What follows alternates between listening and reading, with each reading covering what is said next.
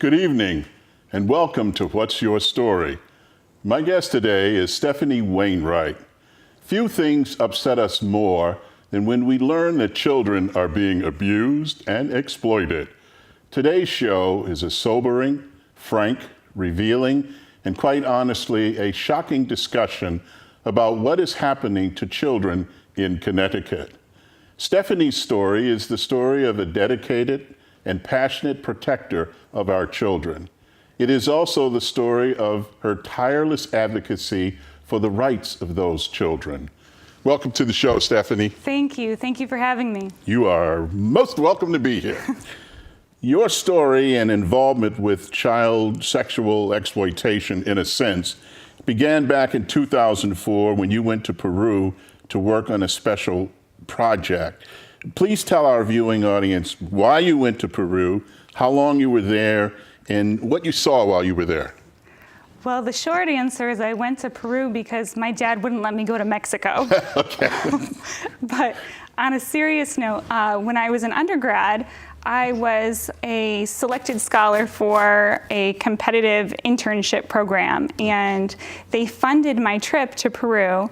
And I designed a project where I would work with a children's rights organization when I was there. And I actually had no idea that what I would be doing. I was there, my major was an English major. I was a creative writer. I thought, well, if they allow me to work with children and experience the culture and learn about their work, that would be great. What they had me do was a study on child trafficking and sexual exploitation, and it completely changed my life. I was there for a summer, approximately 2 or 3 months, and it was just eye-opening, and as I said, changed the trajectory of my life. What was it that stunned you? What did you witness firsthand that altered you forever and set your feet on a different path? Yeah, I was on a path to become an editor or a writer, as I said. But when I got to interview children that were exploited, children that were being trafficked, and I got to see the extreme poverty of Peru, it just shook me in a way. It changed me. It was something that I couldn't unhear and I couldn't unsee. And I thought, well, I'm in trouble now. What am I going to do? I can't go back to what I thought I was going to do. And it just led me on a different course. Stephanie, would you please talk to our viewing audience, because this question often comes up and it's debated. Now, what does the age of consent mean? Does it mean the same thing in America as it does in Peru, or is it culturally different? What is the age of consent? What is that? The age of consent is the age at which an individual, usually a minor, can legally consent to sex. And it is specific to countries. Connecticut, we have our own laws with respect to age of consent. Is it uniformity throughout the United States, the age of consent? I don't believe so, but I haven't done a full study on that particular. That's a fair response. But Connecticut has its own age of consent laws. Correct. And it's important to know that it changes based on the situation as well. So with trafficking, what you should know about trafficking is that in Connecticut, a minor cannot consent to sex in which a third party sells him or her for sex to another individual, period. So there is no magic age at which that can happen. It just is a legal period. For a minor? Correct. And what is a minor? A minor is anyone under the age of 18. Anyone under the age of 18, male or female? Correct. Okay, all right. Now, when you saw what you saw in Peru, it shook you. That's a fair statement. Yes. Okay, and you wanted to do something about it. So that set your path to become a social worker, and you did that, right? I worked in the social work field as a caseworker, yes. Okay, so tell us a little bit about that. That was a great experience. My solution at the time to the problem that I was seeing was, let me get into social work. Let me see what's going on in the United States, yes, in our country. Let me see if I can help these children.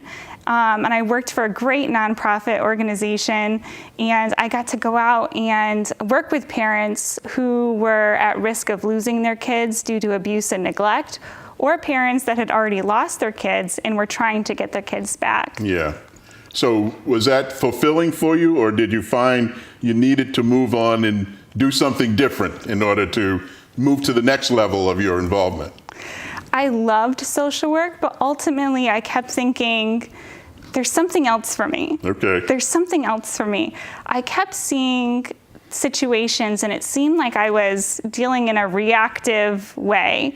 You know, things. Not preventative.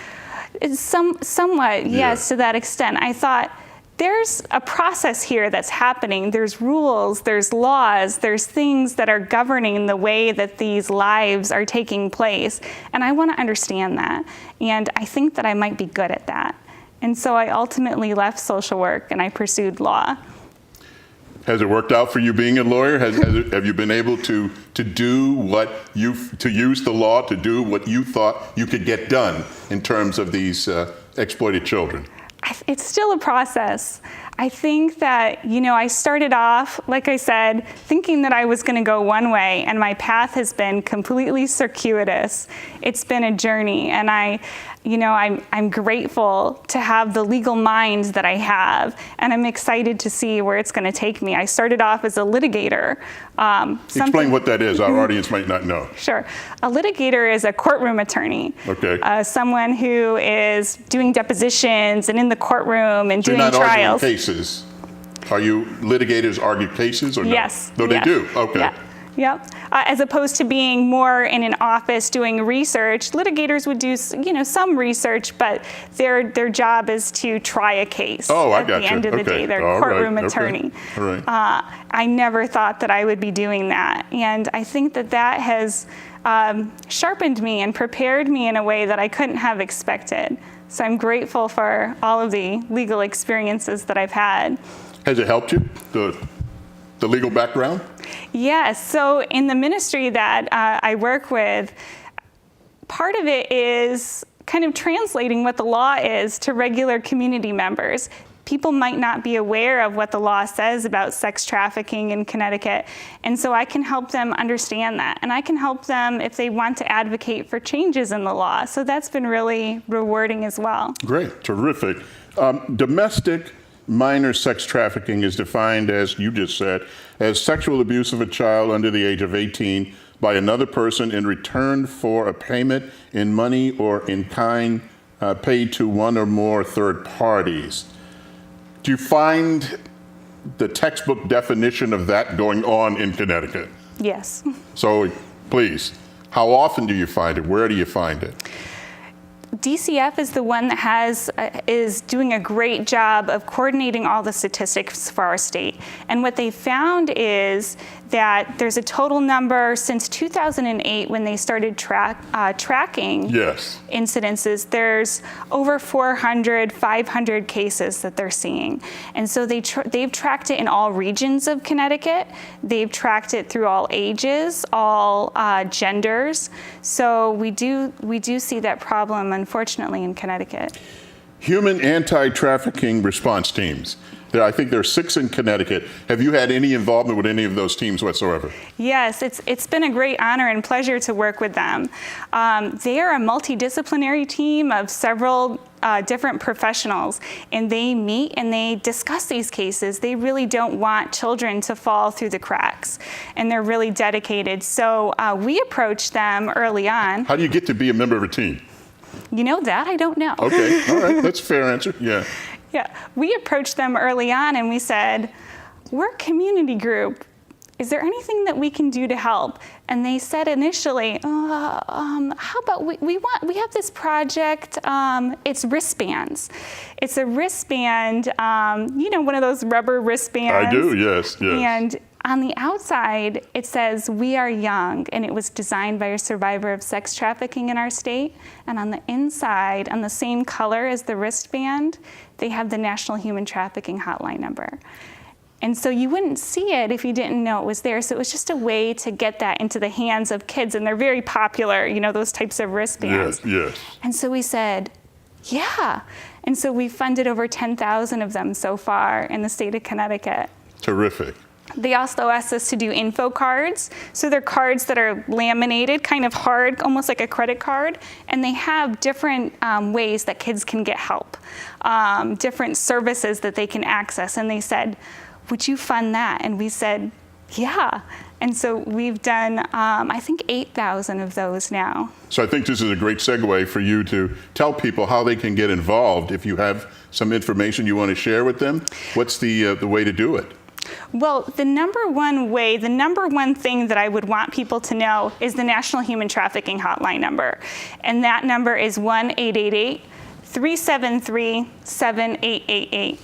I read that because I want to make sure that it's correct. Absolutely, yes. And they're a national hotline number, as I said. You don't have to have proof that someone is being trafficked. It's just if you suspect something's not quite right, you would call in, and they aggregate data. So you may call and you may be at a motel somewhere, maybe on the Berlin Turnpike, maybe in Windsor Locks, wherever it is, and you see something that doesn't look right.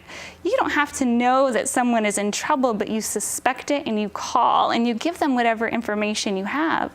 And then maybe somebody else sees the same thing at the same motel and they call. And so they're aggregating that data and they're putting it into the hands of people in our state who are in a position to do something about it. Okay. You want to give that number one more time? Sure. Go ahead, please.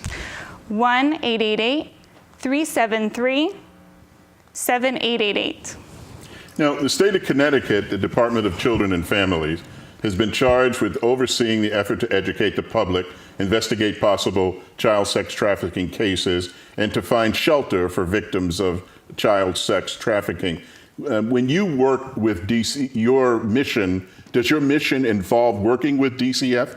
Absolutely. Okay, so would you describe a bit about that Sure. for our audience? Sure. What we do is we basically are in a position where we ask DCF what they need. We don't go in with an agenda necessarily, and we let them tell us where their gaps are. So in the past, what we've done is any number of projects. I just finished a career workshop where they said, we have young ones who we want them to dream about a different future. And we want them to be able to know that that's attainable. And wouldn't it be great if volunteers did that? People who were regular people who have jobs, who aren't getting paid to work with them. Wouldn't it be great if they did that? And we did our second one just a few weeks ago, where we did mock interviewing and resume building. And I think it's going to come in a lot of fun stages. We envision working with other agencies to kind of put somebody in the position where they can say, hey, I think I might want to be in the healthcare profession. And maybe I know a nurse who they can talk to and figure out if that's something they really want to do.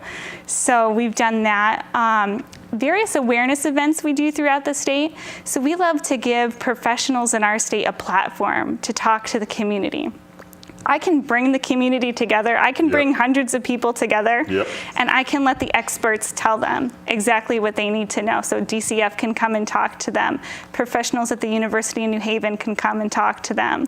So, and we'll also fund professionals to come and talk to our professionals so that they can continue their learning. Sure.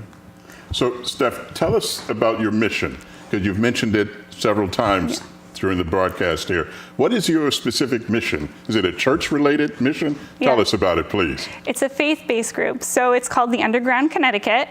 And it's kind of, we thought about it as almost similar to the Underground Railroad. Absolutely, yes. And we were so inspired by the Underground Railroad, and we thought, wouldn't it be great if we had churches kind of all throughout the state of Connecticut as like beacons, you know?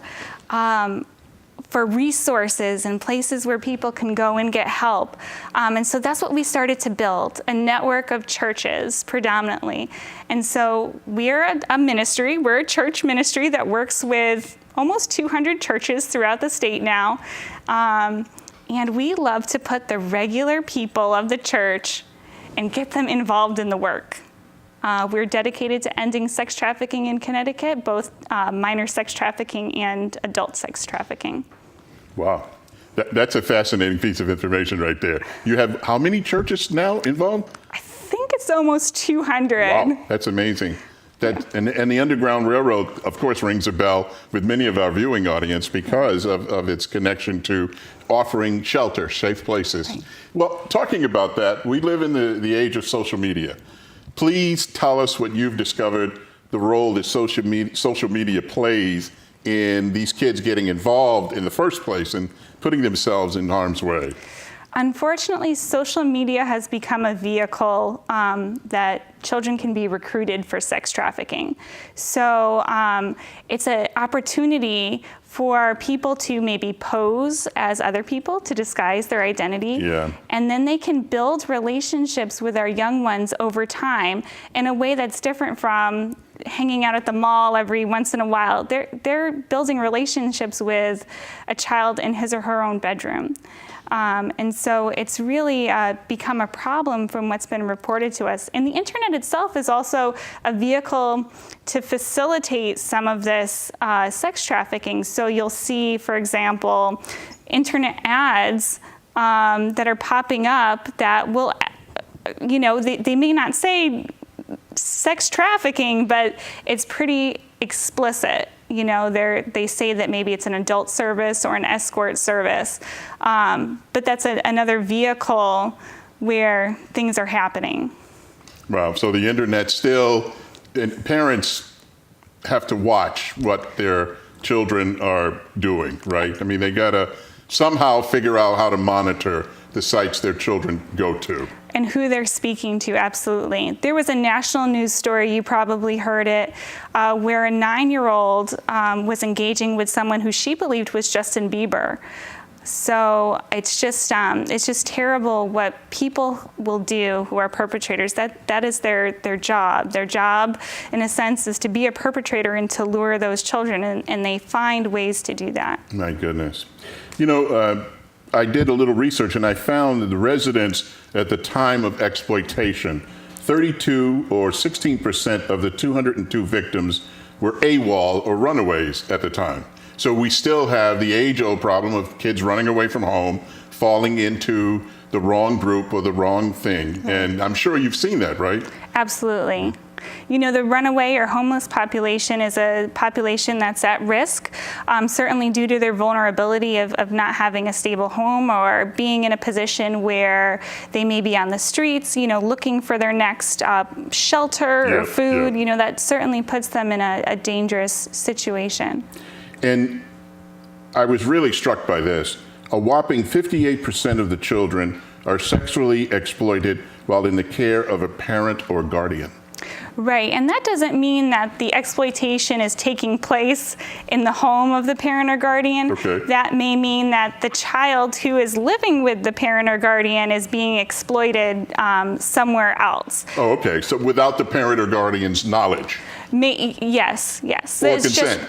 Right. It just happens to be where they're living. So it may be that someone's living in foster care, but they're being trafficked through social media or something else, and the foster parent doesn't know. Or it may be that they're living with mom and dad in a regular caregiver family, and that happens as well. But it's important to make that very clear that even though it happens largely in guardian or parent homes, that doesn't mean that the guardian or parent is involved. It just means that the kids are getting themselves involved and the parent or guardian are not necessarily aware of it. Correct. Okay. Foster care is the same. Correct. We don't want to attack and have the foster care people angry at us. So it's the same. Whether you have a child, you should watch what that child is doing. You should watch the social media that child is on. You should monitor, you should parent, and step up and watch it. Is that the message? Absolutely. And I think that statistic is particularly important because there was a conception, at least in the past, that, okay, well, if sex trafficking happens in Connecticut, it happens to the foster care population. And what we're seeing is, yes, it happens to the foster care population, but it also happens to kids everywhere. So there is no stereotype about what a victim or survivor of sex trafficking looks like, where they come from, what their family looks like. The overwhelming number, though, between the ages of 15 and 16, there were 75 victims, mostly girls. Girls are going to be the lion's share of the victims in this type of stuff. Have you found that your research to bear these numbers out? Between when a girl is 15 to 16 years old, that's when she's most likely to fall into this kind of situation? That's what DCF is telling us. We really rely Right. on DCF, who's the experts in tracking that. But I think that what people are also saying throughout the country is we think that boys may be underreported because of certain stigmas that exist or stereotypes. There's a study out of New York that estimated that 50% of victims were male. So it may be that there's a gap, and we have to address that somehow and figure out how we can encourage boys to come forward if they're feeling stigmatized in some way. So the stigma is not reporting it because they're boys. Would you say that's what's going on, or? It may be. It may be that boys feel like I can't be a victim of this type of crime, or maybe they feel more shame. We don't really know. I think that it's an area that more resources have to be developed to really make sure that we're not missing boys. Have there been rewards for you in doing this, Stephanie? Absolutely. Please tell our audience some of the rewards. Absolutely. Well, just last month when I was at the career workshop and I had the opportunity to lead that with my husband and a few of the other members of our team, because we are a team, I want to make that clear. Just the smiles of the kids, the fact this was a Saturday morning. They could have been doing anything else, they're teenagers. Yep. They could have been hanging out with their friends, whatever they want.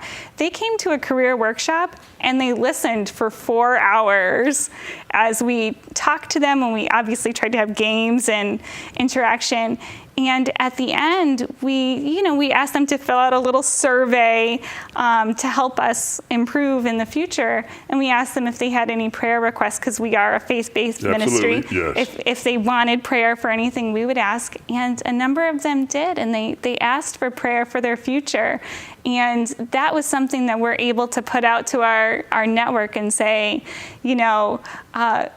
these young people are asking for prayer for their future, and isn't that great to be able to join them in that vision, that they can broaden their vision. They have a plan, they can achieve it.